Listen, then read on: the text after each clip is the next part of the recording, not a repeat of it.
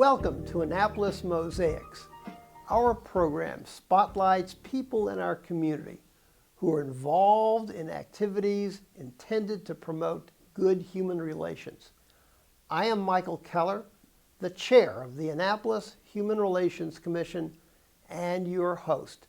The commission is a city board that seeks to promote equal opportunity and to eliminate discrimination. My guest today is Barbara Cupp, the Executive Director of Rebuilding Together, Anne Arundel County. Barbara, welcome to Annapolis Mosaics. Thank you, Michael. I'm glad to be here. Well, what does Rebuilding Together do, and what is its mission? Okay, well, historically, we began here in Anne Arundel County in 1991. We've worked continuously every year since then.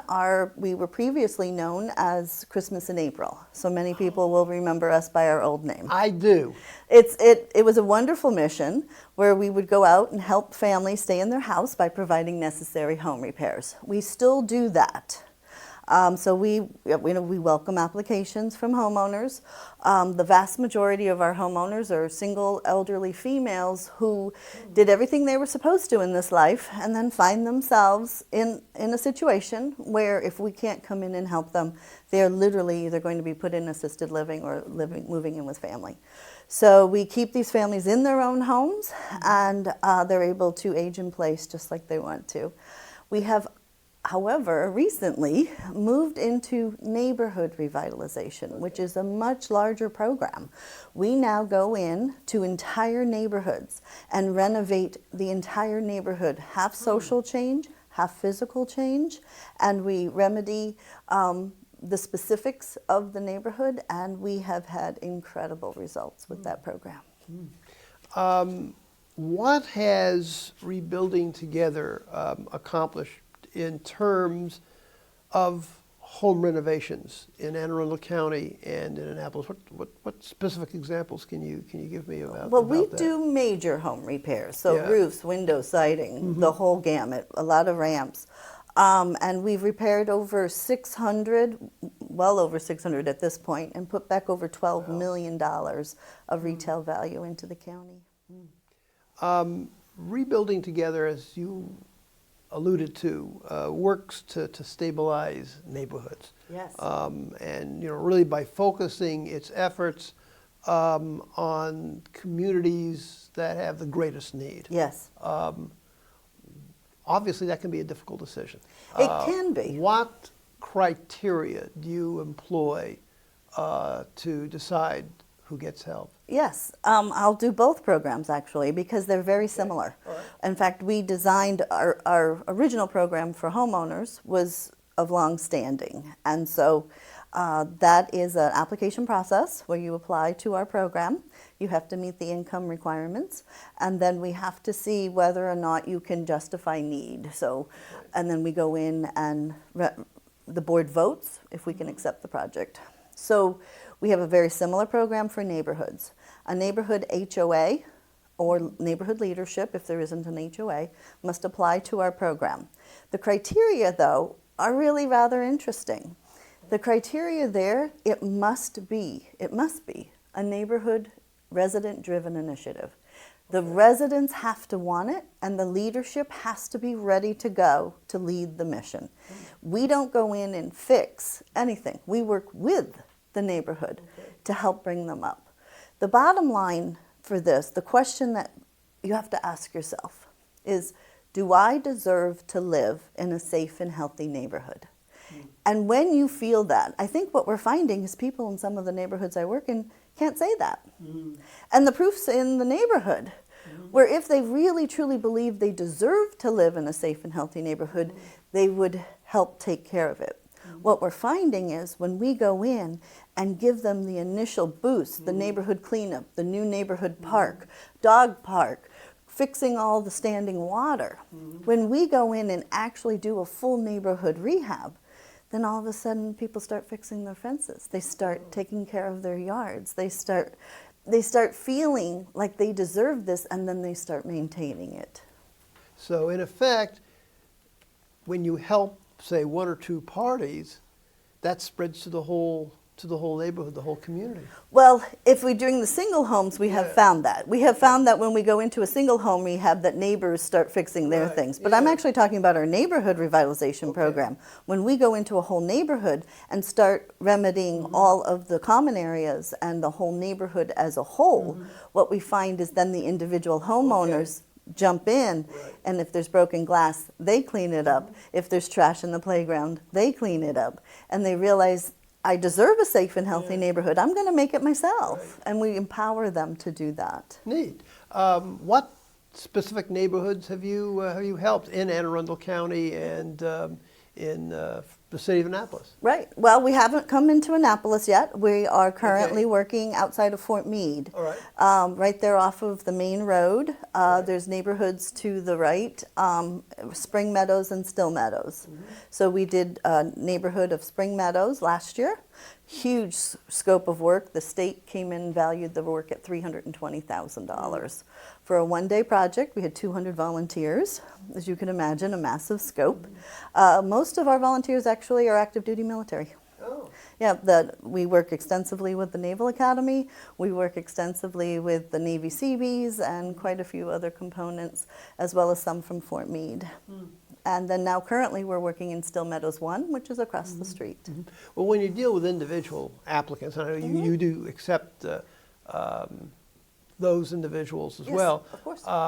What requirements do they have to fulfill? I mean, obviously, it's going to be different than dealing with whole neighborhoods. Right. But if you've got say an individual homeowner, and I can remember my own community in Eastport years and years ago. I Right. remember that Christmas in April Yes. was helpful in assisting. My memory is correct, with very elderly people who just could no longer keep up their home, and I remember they had projects in the specific areas Right. in the community, but I think the focus was on individuals. So, if individuals want to apply, what are the requirements that they have for you to be able to accept an individual applicant? Okay, so you have to own your own home in Anne Arundel County. Okay. Total household income of $36,000 a year or less, Okay. and demonstrate need. So, and then we take the application, we vet it through our house selection team, who have been doing it for 20-some years. We have a very experienced crew, and then we take it to the board for a vote. Could you provide some examples of renovations and improvements that you've made for individual Yes. homeowners? In terms of examples of the kinds of things Yep. that you do. Well, we did 16 major home rebuilds just last year. It was incredible. One of my favorites was a elderly couple. The wife was in assisted living, and they would not release her unless he got a ramp. So here she is. It's early November, and she's not coming home for the holidays.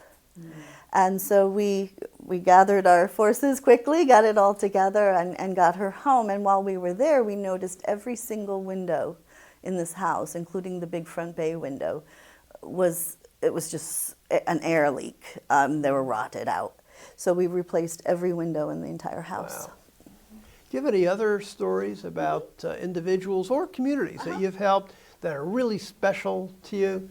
Well, we just did one in April, end of April. We still maintain the historic last Saturday in April build, where we go out and do several on one day. And one of our homes that we did, the house selection team went through in February and approved the home. We were going to raise the kitchen counter. The husband was in a wheelchair. He was suffering from cancer, but was good prognosis.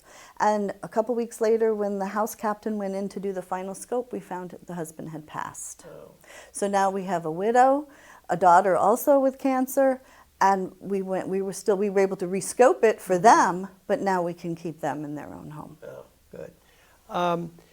Rebuilding Together has several areas of focus, and I'd like to talk and give you a chance to respond to each one in terms of what you do. One is aging in place. Yes, and that is actually by default, I would say, because that is our client. Okay. That's more the people who are applying for our services. We are very well known throughout the county, with the Department of Aging, with Partners in Care, with all of the referral services, all of the hospitals. So we get a lot of client referrals that way, as well as we have a surprising number of single moms who make 36,000 or less. They're working full time, but they don't make enough to do home repairs. So we've gone in, it was a single mom, she's a nurse. She takes the night shift because it pays $3,000 more, and it's still not enough, it still didn't bring her up to 36,000. And her outlets were bad, so she's running an extension cord to plug the fridge in. She needed a lot of electrical repairs, a lot of windows, a lot of home repairs to keep herself and her children safe. We're going to take a break now, but when we return, I will have some more questions for Barbara Cupp as it relates to some of the areas of focus of rebuilding together Anne Arundel County.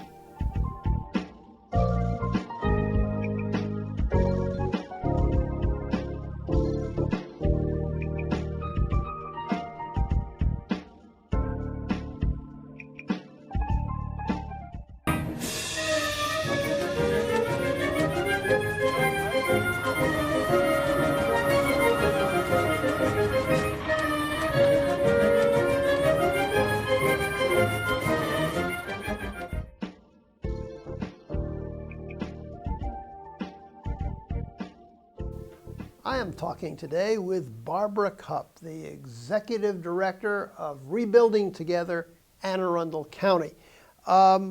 We talked a little bit about the areas of focus that Rebuilding Together is engaged in. I'd like to talk a little bit about the work that you do in the area of energy efficiency. We go in, and again, the windows, and we do a lot of weatherization. It's part of our safe, warm, and dry, and independent. So we have those 4 criteria. So safe, we do a lot with safe and healthy housing. We belong to the National Safe and Healthy Housing Program, and all of our house captains go in and use the 25 principles of safe and healthy housing. And energy efficiency is part of that. As well, most things that are energy efficient also tend to be a health risk as well. So when we remedy them, we do so correctly. And you also engage in work with veterans housing too. We do. We do a lot with veterans housing. Okay, tell us about that. Well, because Maryland, I don't know if you know, has one of the country's highest populations of veterans. I didn't know that. And Anne Arundel County is the highest in the state. So we're at about 14% veterans in Anne Arundel County. So what happened was the Veterans Administration, working with Rebuilding Together National Headquarters, helped the Veterans Administration rewrite their HISA laws. So if you can imagine What's the HISA laws? it's the Home Improvement Structural Assistance Program. all right. So any veteran with a prescription for a handicap modification to their house due to their disability can get a grant from HISA, from the VA. And what we found, the first piece we found was nobody knew about it. And that's a lot of people who are eligible. So we're first working with some education. We do a lot of veterans fairs. We do a lot of working with veterans when we have military information days and that kind of thing. We go work with them. Another piece of it is recruiting military to volunteer with us. We consider that part of our program as well, because then it becomes veterans helping veterans. And we do appreciate that. And a lot of veterans, as I mentioned before with our other programs, we do have a lot of veterans who work with us. Our board, including myself, our prior service, quite a few of my board is actually, we have active duty on the board as well. So we do a lot with the VA and with the local veterans community. And you also do have a focus in the area of disaster recovery and reconstruction. We do. Great example. My first day on the job was back in 2012, and we went into a house in Brooklyn Park. And it was literally next door, same exact build, same everything. And they had both been hit by, I believe, Isabella. And the house that we worked on, she happened to have worked with us years before. She was now in a bind herself, but she had volunteered and knew about us many, many years before. Well, her house had completely flooded out, was now at a mold risk, now had a lot of other issues. The interesting part is the house exactly next door had the exact same thing happen, but they didn't know to call us. So they abandoned that property and moved in with family. And now you've got this abandoned property next to this house that we completely renovated, and you can see how clearly the value of what we can do for a neighborhood. Now, you mentioned earlier the use to which Rebuilding Together makes of volunteers. What kinds of skills are you in greatest ongoing need for? And what are some of the talents and skills that your volunteers currently bring to you? Thank you for asking. I actually think if I had enough skilled people, I could fix the whole county.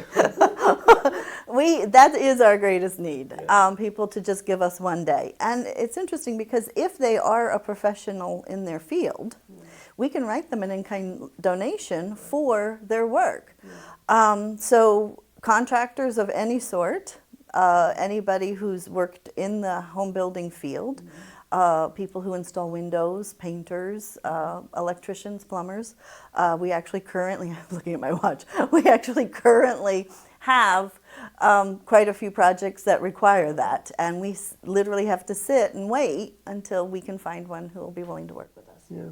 What would you identify as being the best recent accomplishment that you've had? Again, I'm going to have to go back to the neighborhoods that we're rebuilding. When we can affect change for 320 families in one shot, and when we can elevate the entire community and the Fort Post military community, I think it really adds to the entire area. When you're not seeing as many police reports, when you're not seeing as many negative behaviors, and when you drive through the neighborhoods and you see them taken care of, you feel like, okay, change has happened. Yeah. What would you say is the greatest challenge the organization faces? I would say we really are in need of active board members who wish to network and advocate on our behalf. I think where we've kind of come to a place where if we had more people who felt strongly about the organization and the work we do, we could get really far. Yeah. As a nonprofit, you're going to be faced with the need to raise money to support the kinds of renovations and reconstruction that you do. Who are your benefactors? From what sources do you obtain the resources that keep your organization going and doing its excellent work? Well, and it's interesting too, because you have to remember how much a home repair costs, or for the state to value our project at $320,000. All of our work is free to our client, including our neighborhood work. So all of the fundraising, all of the expense falls on the organization.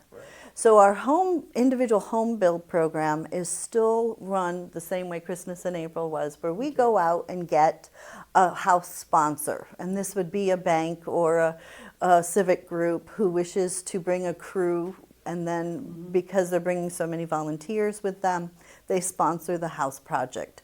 On average, it's almost 10 to 1. So in other words, it's a $3,500 house sponsorship, but the house build would usually retail about $35,000, and that's our average. Is Rebuilding Together part of a larger organization? We are. We are the nation's largest nonprofit, non-denominational nonprofit that does what we do in this country. There are 11 of us in Maryland alone. Wow. Yes. What other states have organizations? Well, for such as instance, yours? Rebuilding Together Houston is a $21 million a year Rebuilding Together. They're the ones running 5 crews a week, digging out the basements from the flooding. They're doing fabulous work in Houston. RT Pittsburgh has gone through neighborhood by neighborhood in some of the most rundown neighborhoods in Pittsburgh, and the numbers they're able to show by actually going in and fixing houses and getting families in these abandoned properties, it's amazing. It's amazing the work we do. Baltimore, RT Baltimore is doing great things neighborhood by neighborhood. Do you have any collaboration Oh, we know each other, yeah. You have to remember, there's probably only about a handful, certainly of us locally, who do what we do, and we tend to operate in a silo. So your best friend is another person who knows what you know. So yes, we do. We collaborate often. If you look out over the next 5 years or so, what changes would you like to have made in your organizations? Where do you envision yourself going over the next 5 years or so? We would really like to be considered the county's opportunity to give back. Okay. We find that we are missing corporate partnerships. We don't actually have any corporate sponsors. And there are so many wonderful corporate companies, very, I can't do that word. Philanthropic. That's the one. We would love to be able to reach out and say, we have this opportunity for you to give back in a substantial way, and would you work with us? And there are some fabulous builders in the county who are working gangbusters. We would love to partner with them. Have you talked to them? I'm working on it. It's not always easy to get in the door. Yeah. Sometimes that's But you all said the 5 need. years. That in 5 That's years, right. I would love to be a premier partner for a lot of the major contributors for the county. Yeah, I think if you actually identify some of the major organizations that engage in building, Yes. and just set up a time in which you've had an opportunity to talk with them. Yep. Some may not be receptive, but you'd be surprised. Most of these organizations and businesses, they want to be seen as doing good, Right. and here they're doing something that's directly connected Right. to what they seek to accomplish, and that Right. is building homes or, Right. or other buildings and the like. Right. And so there's an old rule in fundraising of any kind. This also applies to making contacts with major corporate sponsors. But there's a one word, and the word is ask. Right. If you don't ask, you don't get. Well, there's that. And so that's the one I guess I think recommendation that I would have for rebuilding together Anne Arundel County. Yep. Do you anticipate expanding within the county? Currently, I would take it you're the only one in Anne Arundel County. Is that correct? Correct. And Okay. we run counties. Right. So there's a Howard County, Montgomery County, RT Baltimore. Okay. So, and they all run their own programs. Okay. So we are within the county. Yes, we would like a far larger footprint in the county. Both in say the city of Annapolis as well as Oh, absolutely. in South Yes. in South County. Yes, we work extensively in Annapolis. And you see, in terms of your getting there, you're really looking at the need for developing more funding. Funding and again And volunteers. and skilled volunteers. Yeah. Between the two, we could really move the needle. Yeah. Is there any specific types of skills that you find are especially needed within that skill? I mean, obviously you're talking about doing renovation and reconstruction and carpentry and the like. But are there specific types of skills that you find that there's an ongoing need for that you really just don't have enough of? I mean, very, very specific types of Right. Believe it or abilities. not, the Because there's going to be viewers out there who are going to be listening who are going to have those skills. Right. And to be honest with you, the biggest skill is caring. Oh, okay. Because what Explain we that, explain I that. will, because what we find is if somebody had some building skills and we've got our 28 years of experience of how to run a project, we can train them into being a house captain, and we tend to only ask one a year to run one project for a one-day project once a year. And if we had a list of house captains and people skilled and ready to go, we could get a lot more done. I am sure that some of our viewers are going to be interested in reaching out to you, learning more about your organization, learning how they can perhaps be volunteers for rebuilding together Anne Arundel County. Wonderful. How can they get in contact with you? How can they reach you? Well, the first thing I would recommend is to go on our website. Okay. It's rebuildingtogetheraac.org. And what you'll find is there's a video, and it's a great video here in Annapolis. In fact, the house that you see, it's a disabled veteran, and we do a complete home renovation in one day. And so it's a time-lapsed video, but it gives you a perfect example of what a day looks like for us and what gets done in a day. And so that's an incredible house, and it's just a great view of 3 minutes of what a volunteer could expect. And of course, the website has all of the contact information for how to volunteer, how to sponsor, skilled volunteers. So all of that information is on the website. If you wish to call, I'd be very happy to take your call. Our number is 410-923-9992. And we're rebranding, and our volunteers get I Am a Rebuilder. We're looking at the word re because it's in everything we do. We revitalize, we renovate. And because the word re comes up so often in everything we do, our volunteers are rebuilders.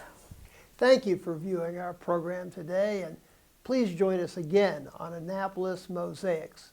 If you would like to have more information about the Annapolis Human Relations Commission, jot down the information on your screen. You can reach us at 410-263-7998 or by email at hrcommission@annapolis.gov, or check out our page at the City of Annapolis website. Go to www.annapolis.gov, click on the city government icon, then click on Boards and Commissions, and scroll down to the Human Relations Commission page. And always remember the words of Dr. Martin Luther King Jr., who said, "We have flown the air like birds and swum the seas like fishes, but have yet to learn the simple act of walking the earth as brothers and sisters." Thank you. Thank you so much, Barbara. This is a very good interview, and I think will definitely